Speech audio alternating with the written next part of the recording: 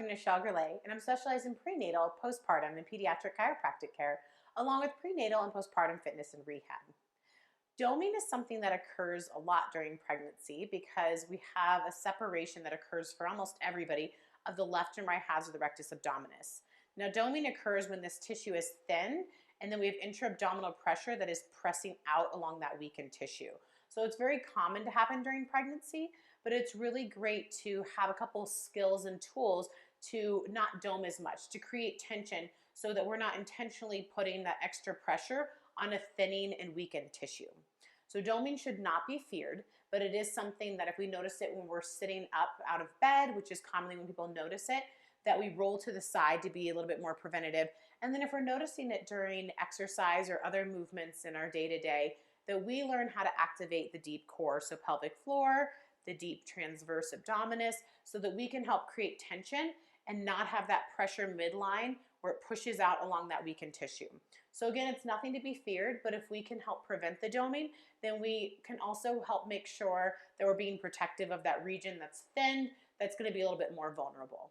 So in this video that you're about to see, you're going to see my abdominal wall. It has a separation during pregnancy. I'm at the end of my pregnancy here, and it domes out when I do a sit-up. Now, when I activate pelvic floor and my transverse, that doming goes away.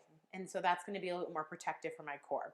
If you want to learn more about pelvic floor activations and transverse activations and getting some cues, I have separate YouTube videos that you can watch there.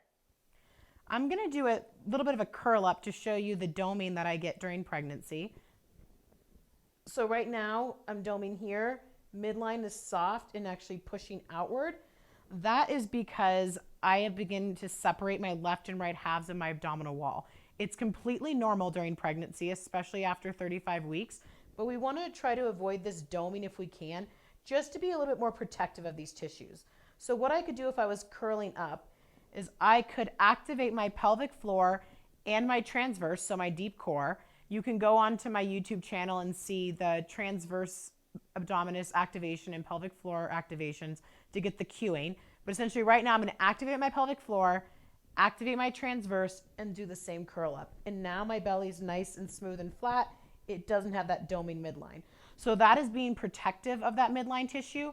We don't have to be scared of doming, but it's something that can be helpful to be more protective. So if we can create tension and not put strain on the midline, that is going to be a little bit better for us during pregnancy so that we don't damage those tissues.